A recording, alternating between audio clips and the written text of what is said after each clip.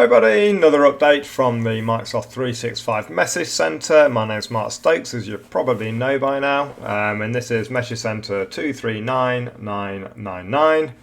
I might have put one too many nines in there, I'm not sure. But basically the get URL trace report is to be retired. So if you're currently using the, let me just bring up on screen. If you're currently using the get URL trace report from Microsoft Defender for Office 365, Microsoft will be retiring that. Instead, they will recommend the utilization of the URL protection report, which is where they will continue to invest.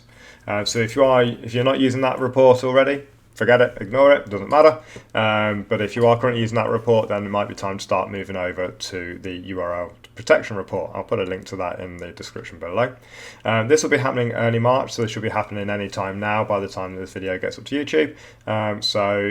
Just to be aware of that, if you are using that report, that will be retiring. It doesn't say when it'll actually be removed, just says the transition will be happening at that point. So yeah, if you use that, then maybe get used to going to the new location. All right, that's a very quick one. Thank you very much, and I shall see you next time.